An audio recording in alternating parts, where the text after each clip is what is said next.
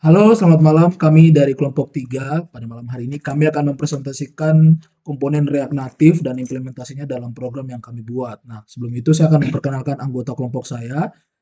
Kami dari kelompok 3 dengan saya Christian Yunibur Fitabuni dengan NIM 2218031. Dengan saya Ronaldo Hakim da Silva dengan NIM 2218012. Dan saya Brekmas Bayu Binjaya NIM 2218034. Baik, kita akan masuk yang pertama. Yang pertama adalah konsep dasar dari komponen React Native tersendiri. Nah, komponen dalam React Native ini adalah blok penyusun antarmuka pengguna yang dapat digunakan kembali. Ini memungkinkan pengembangan aplikasi menjadi lebih modular dan efisien. Nah, pengembangan React Native ini menggunakan dua pendekatan komponen. Yang pertama adalah function komponen, di mana dia menggunakan fungsi JavaScript biasa, tapi lebih ringkas dan mendukung React hooks. Dan kemudian yang kedua adalah class komponen, dia menggunakan kelas S6 dengan inference dari React komponen sendiri. Kemudian yang akan kita bahas pada malam hari ini itu adalah komponen inti dari React Native. Itu ada view, text, image, scroll view, button, dan touchable komponen. Nah, yang pertama adalah view. Next, yang view ini ada terdapat 3 poin. Yang pertama adalah fungsi, di mana komponen fundamental untuk UI mirip dengan div atau di dalam div HTML. Kemudian yang kedua adalah kegunaan. Kegunaannya adalah wadah untuk layouting dan styling dengan Flexbox. Kemudian yang ketiga adalah fitur mendukung styling, touch handling, dan accessible controls. Kemudian source code-nya di situ sudah ditulis bahwa dia menggunakan view style dan style container. Kemudian di dalam kontainernya itu terdapat style box untuk membuat sebuah box atau flexbox atau wadah layouting.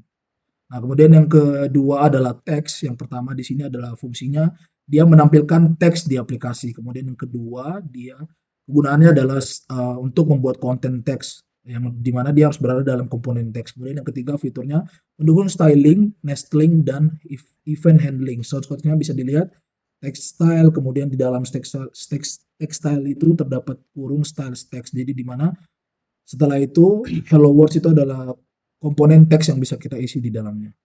Kemudian yang berikutnya yang ketiga itu adalah image yang dimana dia berfungsi sebagai untuk menampilkan gambar dari berbagai sumber. Jadi dia menampilkan gambar dari berbagai sumber dan jenis sumbernya itu bisa gambar lokal, impor, gambar dari jaringan URL, bahkan gambar dari kamera seperti JPEG dan yang lain-lain. Nah, fiturnya adalah mendukung styling, nesting, dan event handling. Jadi source code-nya itu kita menamai dulu dia image, kemudian jadi ada dua contoh itu dari kita bisa ngambil gambar dari URL dan kita bisa ngambil gambar dari lokal. Jadi dengan search terus URL itu menampilkan kita copy HTTPS-nya dari gambar yang ingin kita ambil kemudian kita taruh di dalam. Kemudian berikutnya adalah scroll view. Ini fungsinya adalah untuk konten yang dapat digulir. Jadi konten yang bisa di-scroll seperti itu. Kemudian kegunaannya itu untuk membuat suatu website itu atau aplikasi mobile itu lebih ideal. Jadi untuk konten-konten di dalamnya itu misalnya kalau dalam jumlah terbatas itu dia bisa digunakan untuk scroll. Kemudian untuk fiturnya itu dia mendukung scroll vertikal dan horizontal. Jadi bukan hanya vertikal saja tapi juga dia mendukung horizontal. Nah, itu untuk contoh source code-nya. Terdapat scroll view itu sebagai menandakan kalau ini adalah bagian dari scroll view. Kemudian dia mempunyai style, kita bisa membuat style dari scroll view-nya mau vertikal atau horizontal seperti itu. Kemudian berikutnya button. Yang pertama fungsinya adalah untuk menampilkan tombol standar platform. Kemudian keterbatasannya adalah styling yang terbatas menggunakan gaya di platform. Kemudian props utamanya adalah title, on press, disable, kemudian color. Jadi button ini berguna ya biasanya untuk pembuatan mobile atau aplikasi untuk apa ya untuk menekan sesuatu lah intinya untuk berinteraksi dengan aplikasi yang ada. Kemudian berikutnya Baik di touchable components, itu pertama itu ada touchable opacity, itu efek opacity saat ditekan. Nah, keduanya itu tingkat transparansi dapat dikonfigurasi. Nah, itu source code-nya itu di sana ada touchable opacity, ada stylus button-nya, sama ada action opacity sama on press. Nah, di yang kedua tuh touchable highlight itu ada efek highlight atau warna berubah saat ditekan. Nah, di keduanya itu ada warna highlight dapat Custom. kustomisasi. Nah, ada source code-nya itu ada touchable highlight, itu ada style, ada stylus button, ada underline color, sama on press. Nah, sama ada text juga. Sama di yang ketiga itu ada touchable without feedback effect. Itu untuk tanpa efek visual saat ditekan. Yang di kedua hanya mendukung saat child komponen. Nah, itu ada source code-nya itu touchable without feedback on press. Nah, ada set count atau ada view style-nya, ada text sama touchable without feedback penutupannya. Baik, di list komponen itu ada pertama flat list, itu untuk daftar data tunggal yang panjang dan merender hanya item yang terlihat di layar, dan juga mendukung scroll vertikal dan horizontal. Itu ada source code data array of items-nya, ada render itemnya juga, ada key extractor-nya.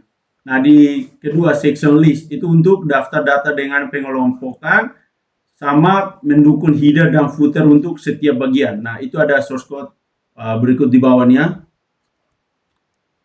Nah, di modal itu pertamanya ada fungsi itu untuk menampilkan counter overlay di atas tampilan utama, sama di kegunaan itu ada dialog, pop up dan layar konfirmasi, sama ada props painting itu visible sama transparent sama animation type. Itu ada source code-nya di bawah, ada modal, animation type, transparent, visible, on, request color dan yang lainnya.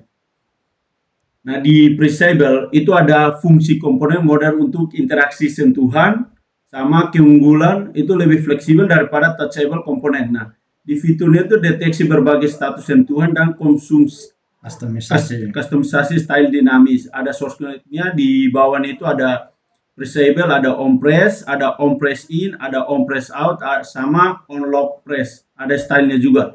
Untuk keunggulan menggunakan komponen React Native, yang pertama cross platform, komponen yang sama bekerja di iOS dan Android. Kedua, reusable, menggunakan komponen yang sama di berbagai bagian aplikasi. Yang ketiga, deklaratif, menuliskan tampilan UI yang intuitif dan mudah dipahami. Keempat, performance, dioptimalkan untuk performa pada perangkat mobile. Yang kelima, native feel, menghasilkan UI dengan nuansa natif pada setiap platform. Kemudian praktik terbaik menggunakan komponen.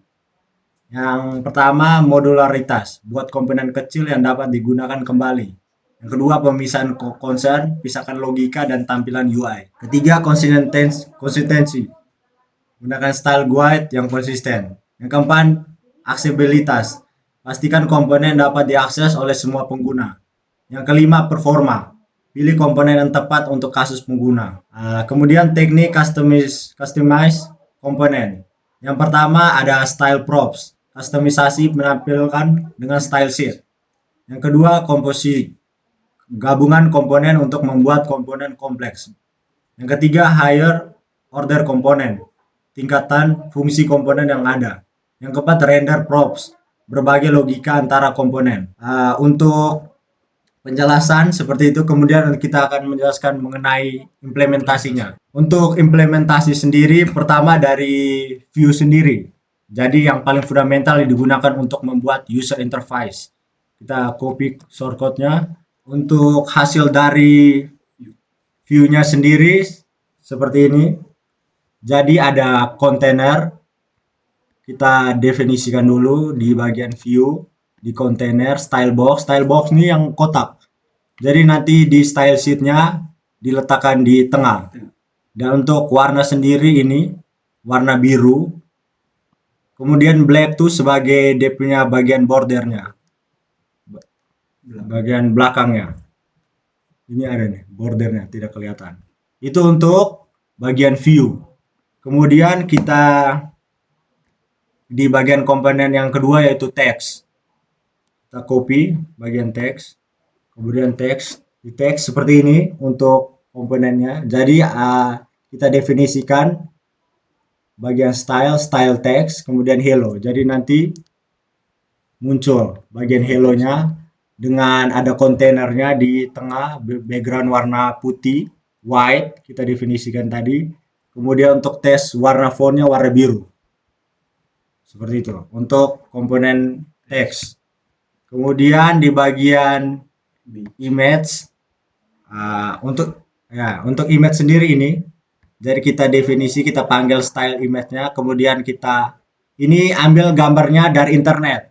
Jadi ada URL-nya. Ini untuk URL-nya. Kemudian kita edit dia punya gambarnya, width-nya, height-nya seperti ini. Untuk image itu komponennya. Kemudian untuk scroll view-nya sendiri, untuk bagian gilirnya. Nah, jadi gilirnya seperti ini. Scroll. Scroll view. Jadi kalau vertikal jadi ke kiri ya. Ini. Horizontal, zona horizontal ke kiri. Bergeraknya horizontal, bisa ke atas, bisa ke bawah. Ini kita definisikan untuk scroll view tadi. Kemudian kita ke bagian button. Ya. Untuk bagian button seperti ini. Jadi kita definisikan, jadi ketika kita klik, nanti muncul ada alertnya, simple button press. Jadi kita klik, press me, dia langsung muncul alertnya, simple button press. Seperti itu. Untuk buttonnya sendiri sama lagi. Seperti ini ada 3 button. Kemudian di bagian touchable-nya kita coba untuk touchable opacity-nya. Ya, touchability. Press on. Jadi dia tuh ada kayak apa namanya? Ada highlight-nya. Maksudnya ada opacity-nya. Jadi ketika di press, dia warnanya akan kayak buram. Dia menjadi warna hijau. Kayak light blue tuh. Ya, ketika ditekan seperti ini ada highlight-nya. Kayak opacity-nya. Oke. Kemudian di bagian ini touchable highlight-nya. Kita coba lagi. Jadi touchable ini memiliki beberapa bagian yang bisa kita coba. Bedanya dengan ini langsung warnanya berbeda kalau untuk highlight-nya. Lagi perbedaan kontras warna. Kalau yang tadi itu dia agak memburam, jadi opacity-nya diturunin atau bisa dinaikkan itu opacity-nya. Kalau untuk highlight-nya dia langsung berubah warna. Seperti ini. Ketika di press. Itu highlight. Seperti itu. Kemudian di bagian touch without feedback, jadi dia ada penghitungan touch untuk dia punya, jadi ada ini count-nya, ada jumlahnya, hitungannya berapa kali kita sentuh, sesimpel itu. Yes, untuk touchable without feedback, jadi ada feedback yang kita dapat seperti informasi berapa jumlah kali kita disentuh, seperti itu. Kemudian di bagian list sendiri ada flat list. Flat list ada pilihan-pilihan seperti ini. List view komponen kayak begini, view, text, image, scroll view seperti itu. Ya ada listnya. Itu gunanya. Kemudian ada section list. Nah, section list jadi ada list yang kita sudah seleksi. Jadi yang kita sudah seleksi jadi warna biru tua, yang belum diseleksi itu warna biru muda. Ini namanya section. Jadi dipilih. Kemudian yang terakhir modal. Ini ada kayak informasi pop up. Jadi show modal. Dia langsung muncul kayak pop up tuh. Hello world. Sesimpel itu. Jadi coba ulang lagi. Show modal. Sesimpel itu. Kemudian yang terakhir perceivable. Untuk menangani interaksi sentuhan. Ya, jadi tekan saya. Jadi tombol ini.